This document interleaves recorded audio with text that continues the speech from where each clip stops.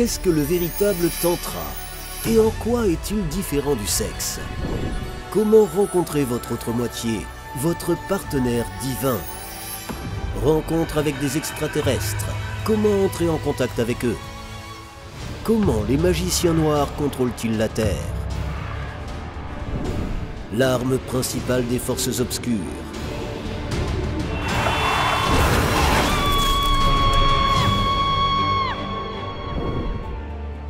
Comment faire face aux difficultés de la vie? L'éveil des capacités cachées et la découverte des lois supérieures de l'univers. Méthode de réalisation de tout désir. Éco-village et l'espace d'amour. L'ancienne cérémonie de mariage païenne et la conception au lieu du pouvoir. Quel mariage est concevable afin d'avoir une vie conjugale heureuse? Vous allez trouver les réponses à toutes ces questions dans le nouveau dessin animé Une histoire d'amour. Ici, vous avez tout ce dont vous cherchiez depuis longtemps.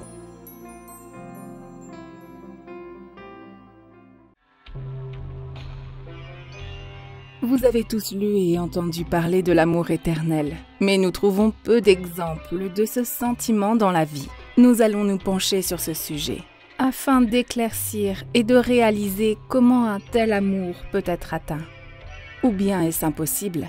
La nature a inculqué à l'homme l'instinct de reproduction, qui est souvent confondu avec le concept d'amour. Sa manifestation la plus primitive est la luxure. L'énergie s'accumule dans le centre sexuel d'une personne, et elle a envie de sexe. Et même si les personnes ne sont pas compatibles, elles peuvent avoir des relations intimes. Dans ce cas, l'homme veut juste se soulager. Et la femme pense comme la société malade le lui a appris. Nous nous entendrons bien, une personne ordinaire mais avec un cœur en or. Il est temps. Nous devrions avoir des enfants. Mais cela n'aboutit à rien de bon. En entendant les paroles du mentor, de nombreuses femmes commencèrent à exprimer activement leur accord, reconnaissant la justesse de Lyria.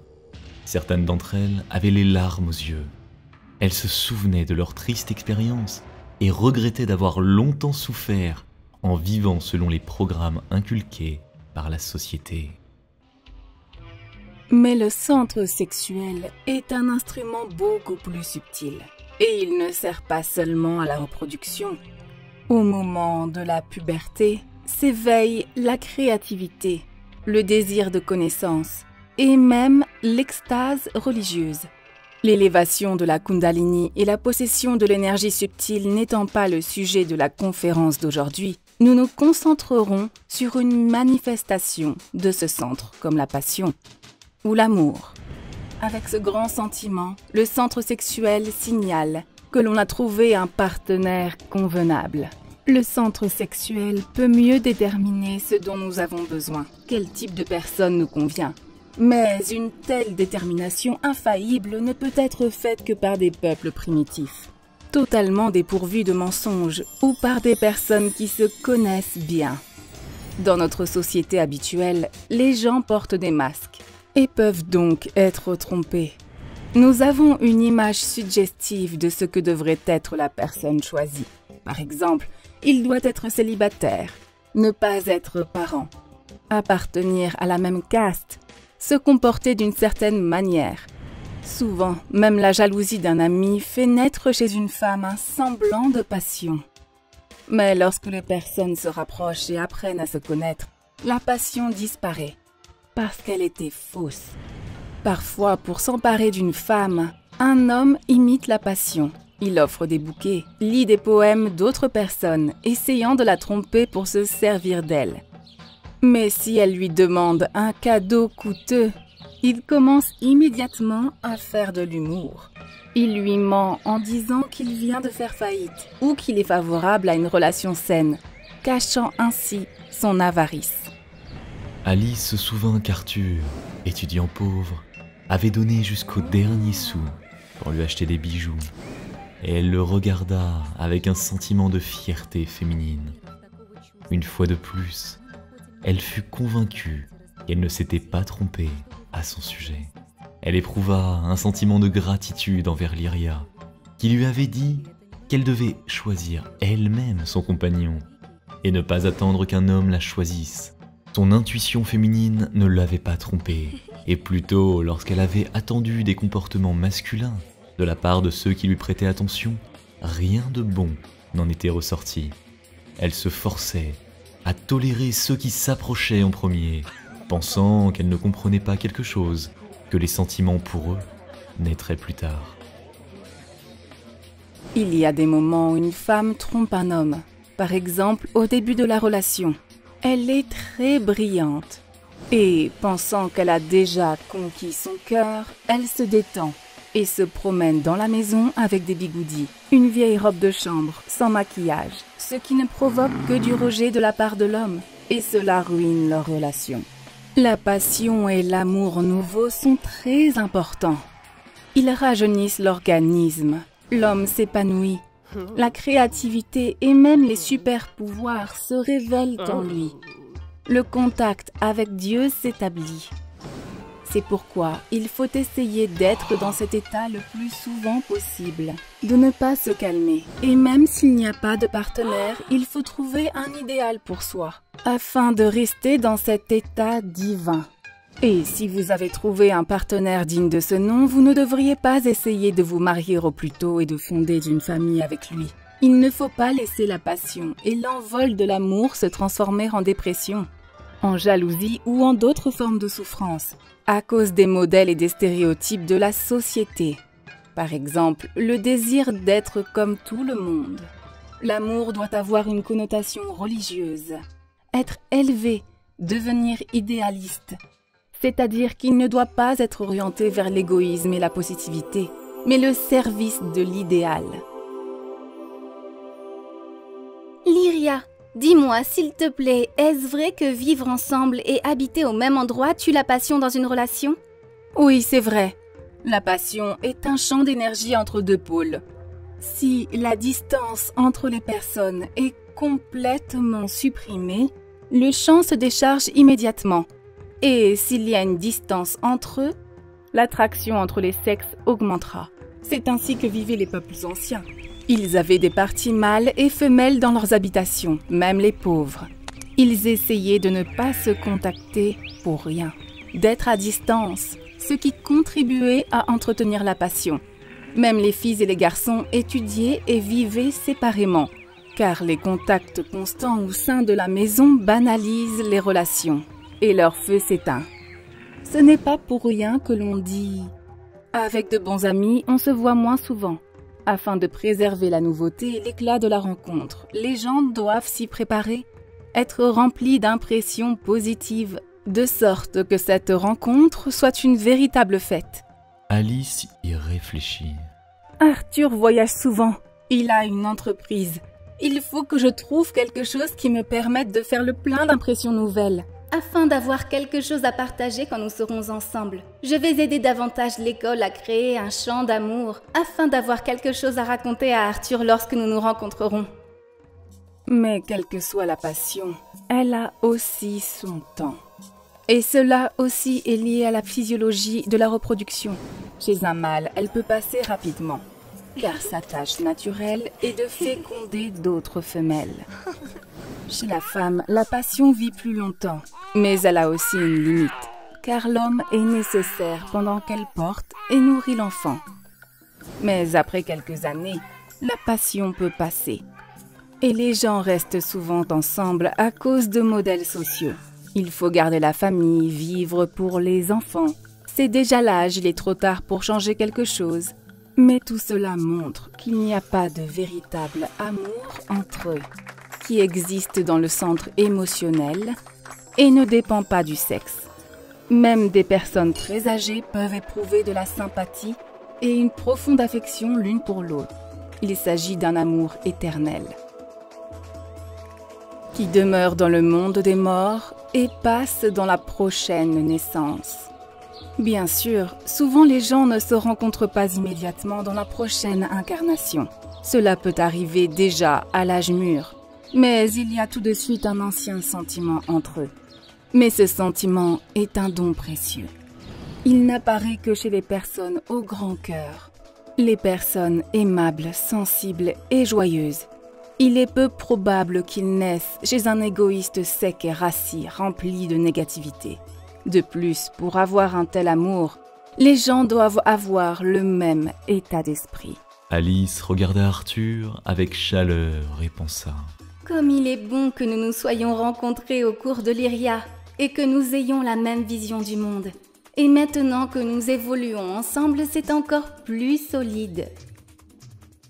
En général, lorsque les gens commencent à vivre les uns avec les autres, le centre émotionnel prend le pas. Et ils commencent à interagir selon lui. Il y a aussi une expression « ils ne s'entendent pas ». Si les gens se disputent et se querellent constamment, se battent, vivent des scènes de jalousie, cela signifie que leurs centres émotionnels ne sont pas adaptés l'un à l'autre et qu'ils ont besoin de se séparer pour ne pas se tourmenter. Il n'est pas nécessaire de transformer votre vie en enfer, de vous priver de l'opportunité de trouver le véritable amour. Il est également nécessaire de se rappeler que l'amour n'obéit pas à des modèles sociaux qui peuvent changer au fil du temps et être différents selon les peuples.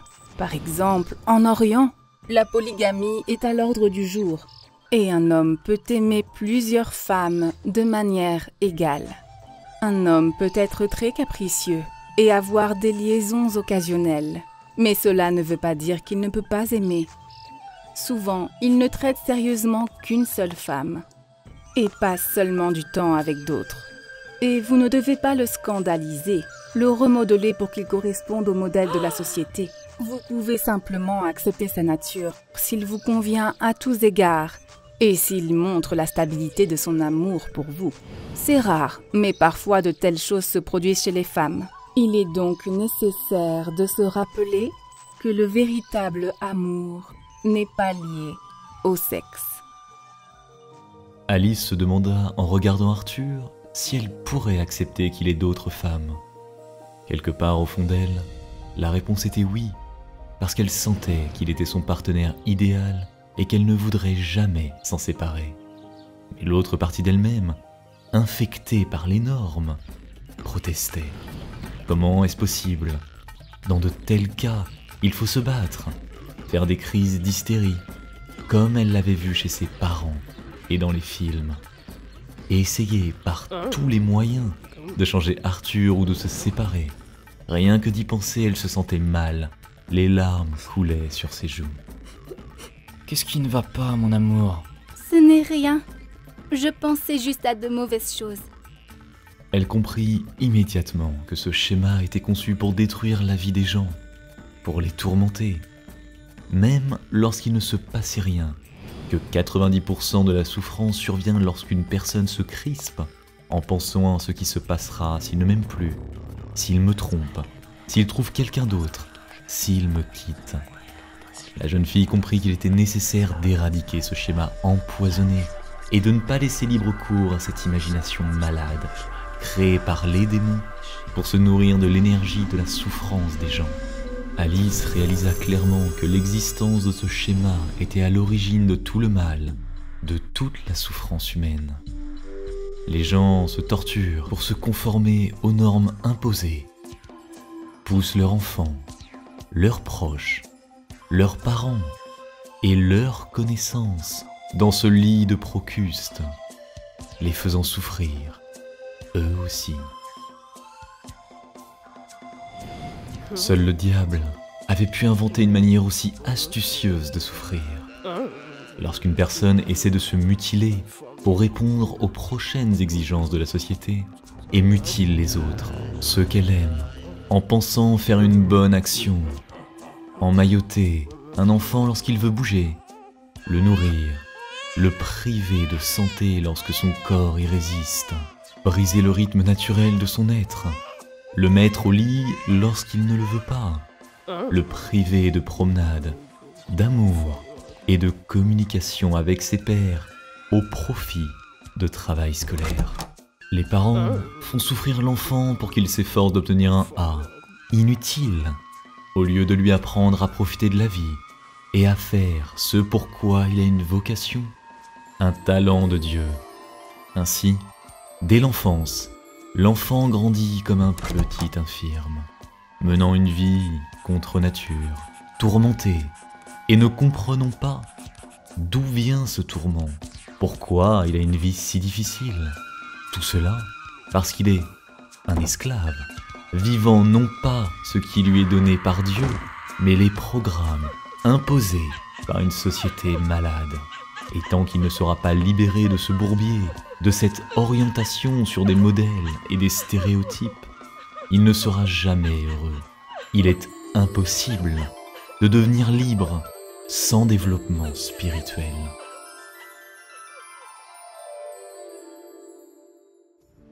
Après la conférence, quand Arthur et Alice furent sortis, la fille avoua à son amant.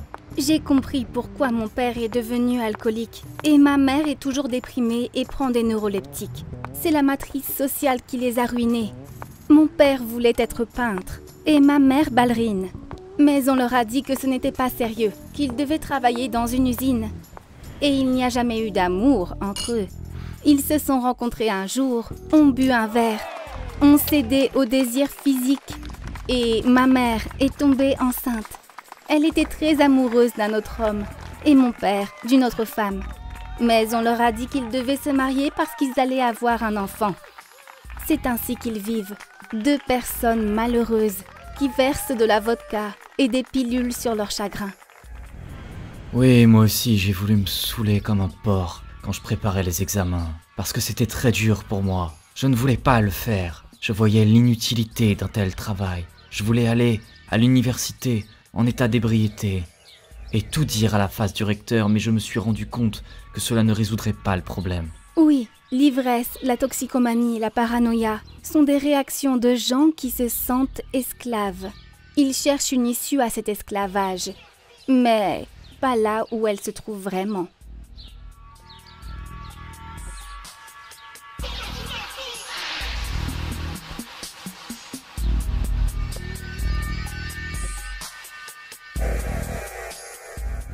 Pendant cette période extrême, où le destin de la planète entière est en jeu, il est très important que la connaissance des anges et des esprits de lumière se propage le plus rapidement possible à travers le monde et atteigne des milliers de personnes. De cette façon, nous pouvons changer l'avenir de toute l'humanité. Alors nous nous tournons vers toi, chère âme de lumière. Partage la connaissance concernant nos livres sages et nos films. Partage les liens vers des vidéos ou des dessins animés. Tout cela est disponible et gratuit. Invite les femmes à des pratiques individuelles, des webinaires et des séminaires, et le grand esprit de lumière t'aidera, à toi et à ta famille, en dirigeant une énorme quantité d'énergie pour réaliser tous tes désirs. Les esprits lumineux et les anges t'aideront, à toi et tes proches dans tous les domaines. Le fil de la lumière et de l'amour de ton cœur atteint le cœur des femmes en recherche. Et la création du bien, la diffusion de la connaissance de lumière dans le monde commence. Rejoins cette mission de lumière. Aide les gens et Dieu t'aidera.